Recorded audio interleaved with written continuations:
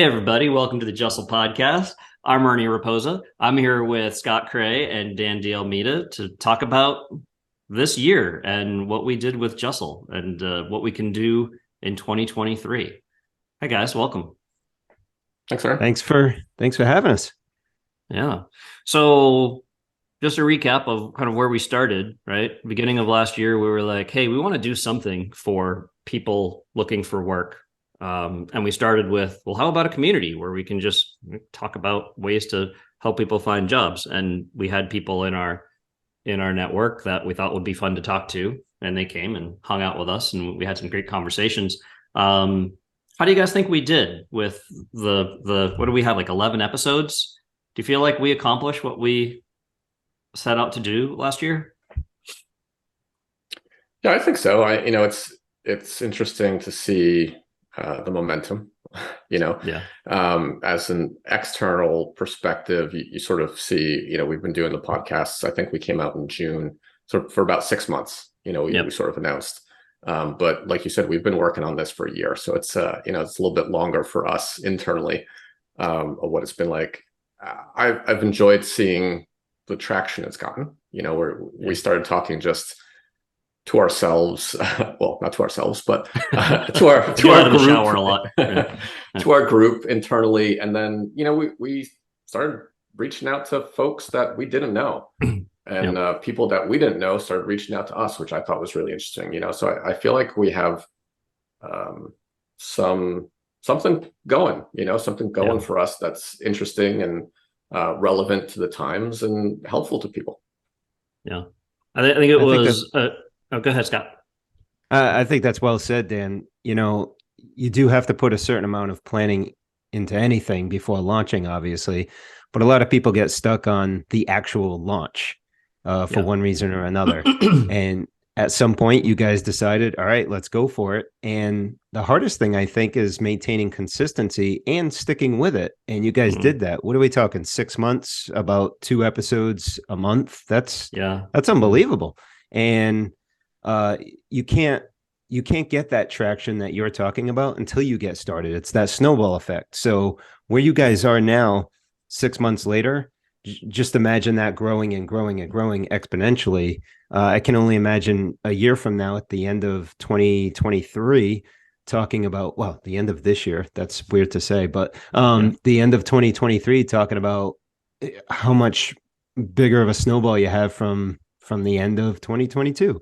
And there was something that kind of stuck out to me which showed me what kind of impact that you guys have had. And that's when you sent out a sort of thank you and happy holiday email, something really nice and pretty standard, I guess. But the answers that people sent back, they were so appreciative of being on the show and helping you with your mission. And I thought that was pretty cool. Yeah. I mean, we started approaching it, or we approached it at the beginning, like, hey, could you do us a favor and come on and do a podcast with us? And we're not quite sure what we're doing, but we know we want to have a conversation about this thing that resonates with us. And they took a chance and just came on and talked about stuff. And I don't know how you guys feel about it, but for me, I was like, hey, this is great. They came and hung out with us for this thing we're still figuring out. And the fact that, to your point, Scott, that they got something out of it too, right? That they were part of this journey with us. And we were able to give folks a platform to talk about what they were doing with their clients, with their practices, in their jobs. And we started out with people we just knew. And then that started to branch out into kind of contacts of contacts, and people started coming to the table. So that was pretty cool to see that momentum build over the course of the year. That people said, "Hey, how about me? I want to play." So that we were onto something. Yeah, and surprisingly, we had people come back more than once. So we're not that bad at what we're doing. Yeah, and to your point, we sort of started this journey to help people on their job search, or in their career, or even their lives, trying to figure out where they're going next. And like you said, there's a little planning that has to happen, but at the same time, you have to pull the trigger because we were talking for about 6 months, and then we finally said, "What are we doing? Let's just do it. We got to just tell people." And it sort of gave us a little bit more accountability to stay consistent. When you're in the public eye, now people are watching, and you're like, "Oh, I can't not fail," but it gives me a little bit more momentum, I guess, to keep going forward with it, as opposed to just like, "Oh, I'll just do it next week. I'll do it the week after. I'll do it the week after." No one's really watching, but gives you that little perspective there. Having a release, well, and having a release schedule really helped too, because there were some times where I was like, "Oh man, I've got to edit that podcast," and we had some time in between when we recorded them and when we released them, and having that regular release schedule kept me honest.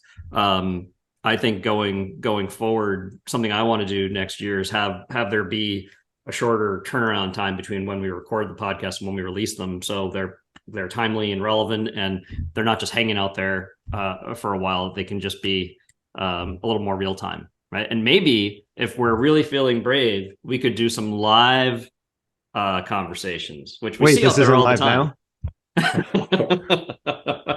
What do you mean we can't edit it? Wait. So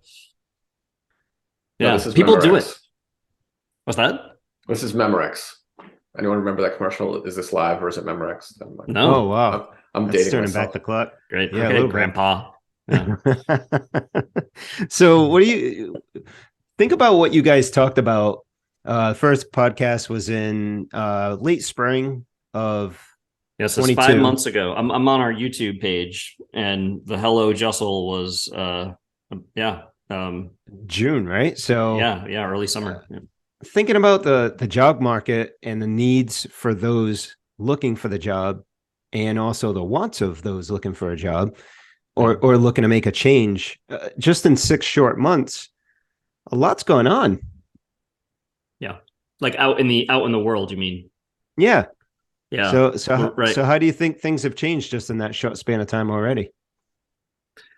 Well, unemployment is still at a fairly, I haven't checked the numbers, but it's still pretty low, right? Mm-hmm. But I think the vibe out there, like last summer of 2022, you had the quiet quitting, and the employers were having a hard time finding people, and people were having a hard time getting through the applicant tracking systems. But it was more, I'd say you had more of the power in the hands of the job searcher. They just had to figure out how to navigate the job search, right? Today, we're coming off of a fourth quarter 2022 of companies laying off people out of fear of a recession. So folks are pumping the brakes on new hiring, doing some restructuring. So it feels like a different dynamic there, where that pendulum is starting to swing back towards the employer. And maybe that's just through my lens in the tech world, because tech has really been impacted. I don't know about you guys, what you're seeing out there as far as the climate for the job searcher these days. I'm in the same tech world as you. So I see similar things. I mean, to your point on the trending topics of quiet quitting versus, where are we loud layoffs now? I feel like these are all events that happen. For some reason, people are labeling everything a lot more lately. But they're cyclic, right? And I think as you get towards the end of the year, people start looking at the end of the year budgets and start looking for budgeting the next year. And so they try to figure out, how do we save on resources, or how do we hire new people next year? How do we, freshen up the crew? So believe it or not, I feel like these trends, granted the unemployment rates change a little bit more, but these trends sort of go back and forth from year to year, and what we call them then might be not as important, but still relevant to the time. Yeah. And I think that the important thing to keep in mind is that what you guys are providing as far as assistance in helping people focus on them and how to better find what's important to them and important for them and their families. If that pendulum is swinging in the direction where the control is leaving the individual, justle becomes more important for them, so they can get that control back and not feel like they have to jump on something, especially if they've just been laid off, that there are ways to get advice and organize themselves a little better to make better decisions and have more options, I guess. Yeah. And I don't know how much of that was intentional or if that's just how how that theme developed over the past year around, we're not just here to help you find a job. We're here to find you the job that's right for you. So some of our conversations are, I'm looking at the topics around, we started out with tools for your job search, which was a bit more tactical with Kate Lewis. And then we started having more conversations with coaches who were talking about, uncovering what really matters to you, doing more of that self-reflection on, I don't just want the next job. I want the job that's going to put gas in my tank and resonate with who I am. We talked a little bit about like toxic workplaces and leveraging strengths. We did have that quiet quitting panel. I just recorded a one-on-one podcast with Karen Willenbring about right now, there are a lot of folks who are being impacted by layoffs and how to process that and deal with that and navigate your way through what can be pretty devastating to your psyche. So that was, borderline talking about therapy in the last podcast. So we've been more focused on the individual and the mindset and figuring out, like taking a step back and really thinking about what it is you want to do. And also, hey, here's some folks that can help you get to that next role. So, so if we look at that, was that by accident or intentional, or how do we feel about that being in line with who we want to be as Justle, giving insight to the world? That was a lot to unpack. I talked for a while. Yeah, I was trying to follow where you were going there. Yeah. So like, there was a question at the end of that. Yeah. So if we look at everything that we've done, like if you look at the theme across our podcasts, do we want to be more around kind of uncovering underneath the hood of the person, or do we want to be more focused on, here are ways for you to get a job and make that search easier, better, faster, right? I think it's a combination of both.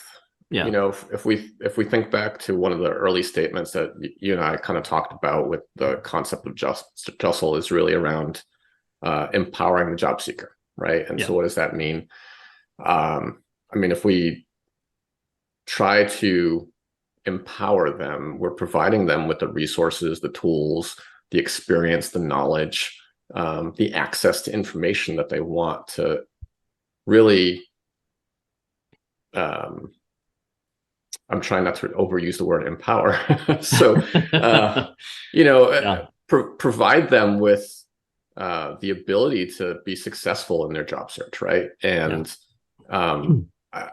and not to be cliche, but knowledge is power, right? So we're trying to provide them with this education of what the different coaches or speakers on our podcast can provide. We haven't really provided much in the way of tools these days. We've sort of talked about that and have some ideas in the background, but let's start with just having conversations and say, hey, here's the experiences that we've had. Here's how we could do it. Or, the coaches and the other speakers that have education in the fields to really help folks and say, this is the way you should do it. And if we go back to the Hello Justle podcast, it sort of triggered me when I was on my job search because I went out to a career coach, and asked one-on-one conversations. And so, these aren't really one-on-one conversations, but, maybe we can get a broad reach with our speakers to the people who are looking for jobs or looking to do job transitions or, wondering if they're good in a non-linear career path or whatever it happens to be. Right. Yeah. And I think the important thing too is being part of a community and understanding that you're not alone, whether that's being laid off for the first or eighth time, or it's you looking for a job in this market, or whether it's, as Ern pointed out, somebody looking for a job that's a better fit for them. Life is short. The three of us have spent actually quite a majority of our lives knowing each other. and we're all at the same age at the same time, and kind of opening up our eyes to more or less the same thing. And you start to realize that if you're not happy with what you're doing, it's a good time to make that change before it's too late. And something like that can obviously be very nerve-wracking for somebody. And just with you guys providing a community for people to say, no, hey, I'm going through that too, or I went through that, or I kind of want to go through that. Just knowing that you're part of something bigger and you're not alone on an island is huge. Yeah. It'd be great to get more people in these conversations that are on the search versus people that are out there working with folks, to get a little more real-time feedback from maybe even doing some live coaching to get folks who are in those situations you just outlined, Scott, where I feel like we're a little biased because of where we are in our lives and our careers. Our network is a lot of people like us, right? Mm-hmm. And where you have folks who are older, let's say more seasoned, right? Sophisticated. Sophisticated. Yeah, it's a job loss can be just so many people identify who they are by their job, right? Mm-hmm. And I think that's been part of our theme this year, is helping to get people to think about their life holistically, and to take a step back from I am my job. And I think as people get farther along in their careers, they also have more of a sense of, well, I just started doing this thing to pay the bills. Now I have more flexibility, autonomy to really do what I want to do, versus do I really want to be in this white collar job, or do I want to be driving a tractor? Now that I've paid off my mortgage, or my kids are out of school, or whatever. So I just feel like there's so much we can cover by having more of these panels, with not just us offering advice, but having people come to us with, hey, I'm looking for work, here's what I'm going through, and give them some real-time insight. Yeah, I'd love to have some job seekers on here. It's scary. It's hard though, right? So one, if you're in a job and you're looking for a new job, it's going to be really hard for someone to jump out and say, oh, why were you on that podcast? Two, even if you don't have a job, it can be a little scary, because, I put myself out there, and I had my LinkedIn posts, and I was saying stuff. I actually got feedback from one of the jobs I employ to, of people saying, the way you're talking, I can't imagine you talking to our customers that way. And I'm like, what did I say?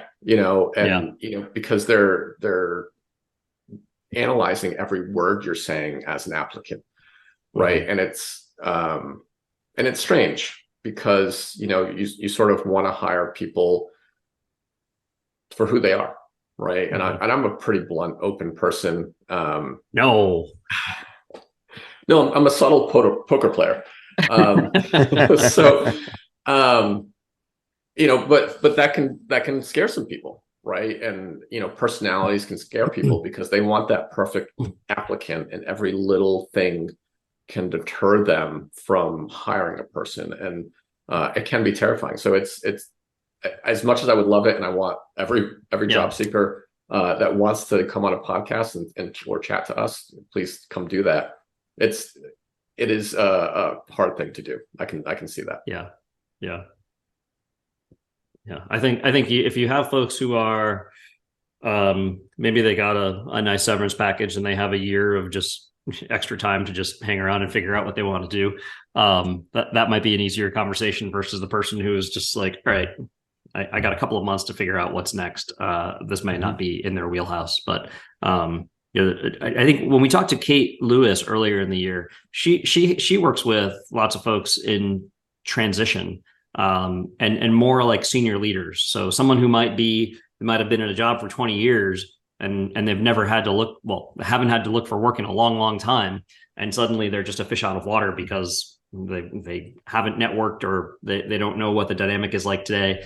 Those might be folks who are like, okay, I've got some time and some wiggle room to figure out, participate in this activity and talk to you guys. So that may be something we can do a little more. Like we batted that around, but that may be something we can push a little harder for in this year. Get more folks who we could help in real time. Yeah, I definitely like to be a little bit more interactive. Yeah. Get some conversations going, even if it's not on the podcast, with some job seekers, see what they can help. Yeah. Let's throw some polls out there, some surveys, and get some information, just emails, whatever. Yeah. Yeah. And just getting that community together of like-minded people that have either are going through it, have gone through it, or might be thinking about it. I think, again, that's big. Just having a job coach is great, but having someone that is sort of walking the same path as you and you understanding you're not walking it alone, I think is big. Yeah.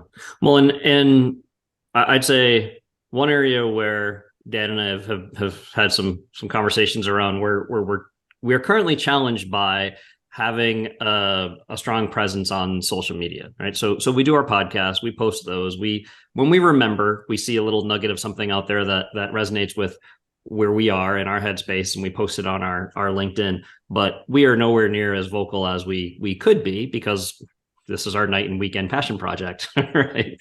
We both have day jobs. So we've talked about ways to, through automation or getting some outside help, to have more of a voice out there in the world, whether it's on LinkedIn or other social platforms, to be in the conversation more with folks who are doing what we're doing, and raising our visibility a bit more that way. Because I still say we're still, based on how many views we've had in our podcasts, we could do more, right? We could expand our impact, right? So viewers, for those of you that might know somebody that's about to graduate in the public relations area and needs to put together a nice little portfolio or something on their resume, Justle is currently looking for a public relations intern. I don't know if you're going to cut this out, but if not, then it was good advice. Well, we that is an area where, sorry, that's my train going by my house here in Raleigh. See, the interns are already coming in by the trainload. Yeah, I think for folks who may be interested in helping a startup get off the ground, it's for us right now. We started the year with hey, let's build a community because we want to give back and find a way to have an impact and help people. But I don't know how well we've thought through to actually scale and grow this beyond us just playing in our little sandbox here. So that's certainly an area where we could do more with increasing our presence, growing our visibility, without Dan or I having to quit our jobs or having our wives get mad at us for. Yeah, I mean, let's not just focus on the social media aspect too. Anyone who's willing to help out. Again, this is just us doing a passion project on the side, really. Trying to help people, right? Yeah. So if there's some tool that you can help out with, or some skill that you have, and you want to just join it, reach out to us, and let's have a conversation, and we can kind of go from there. Cool. I think we talked about this a little bit earlier. We had sent out our Justle coaches and people who have helped us out and have been in the Justle orbit over the past year. We sent them Justle mugs, and we thought that's the least we can do, right? I mean, just to acknowledge what they were able to contribute to the conversation. And people have just been just going bananas over their Justle mugs. I don't know if you've heard, Dan, but I've gotten a couple of emails and texts from people that were just like, I love my Justle mug. This is great. And how much they enjoyed playing with us this year. So I think we talked about that a little bit earlier, but still kind of cool to hear that we're onto something here. People love swag. They do love swag. We got to make hats and t-shirts. And, sure. Stickers and buttons. A coworker of mine, every time we go to a tech conference, they bring an actual second piece of carry-on luggage just for everything they're going to grab there. It's kind of crazy. People do love mugs. Keep sending out the mugs. I've got mine. Cool. So I know because Dan's done the metrics, people tend to drop off listening to these things after half an hour or so, and I think we're there. So, anything else we want to just close with around thinking about this year, thinking about next year, or this past year, thinking about next year? No, I'll start. I'm ecstatic with how far this has gone. I'll be honest. This started as like a shower thought, if you will. Like, oh, I've got an idea, and it's amazing to see the traction and to see people joining in and thinking, hey, yeah, this is a cool idea, and we'd like to help. So to everyone out there that has helped or has thought about helping or who's just supported us by following or watching the podcast, I highly appreciate it. It's more than I can ask for. So awesome. But you, Scott, yeah. you've been watching from the sidelines a bit. You were in some of our early conversations, and you helped us kind of get our head around how to be internet personalities. How about from your perspective, as you've been watching us, and obviously we all talk. We don't just talk on these podcasts. How have you seen it from kind of more of a third party? Well, I guess I'll reiterate what I said earlier in this podcast and somewhat of what Dan just said, which is that the momentum you gain and the traction you have, and even just the small emails or comments that you get from people that usually have positivity attached to it, that goes a long way in motivating you for what you're trying to do. And I think the key word is genuine. What you guys are trying to do is very genuine. You're trying to help people. You're not gift wrapping this into something that it's not, give me a call for free and then I'll charge you $20 a minute kind of thing. Right. The two of you are genuine in what you're trying to do, the mission you have. And I know you'll stay focused on that. And I think that's going to go a long way because people see that. I know from the YouTube world, people see genuine. And it goes a long way over, I guess, the opposite of that, which would be, I don't know, fake. I don't know if that's a word that's as common these days. I'm sure there's a new one from some hipster, but yeah, there's people can read right through everyone, so they'll move on. Yeah. And I think it's important too to keep who we're here for front of mind, right? Because we've brought different people into the conversation. We've done a little bit with some book club reviews and things like that, and it's keeping that top of mind that as we're bringing content or building content out, how can a job seeker benefit from this conversation? What will they take away from this conversation? And when we start to put tools on the website and that sort of thing, who is our customer here? Who is going to be interested in this, come to this, get driven to this? And I think we've done a good job of just keeping that front of mind as we've been out there talking to folks. Agreed. Yeah. Agreed. Cool. All right. Well, this is good. More to come. We're already starting to talk about season 2, and already have a couple of conversations in the can.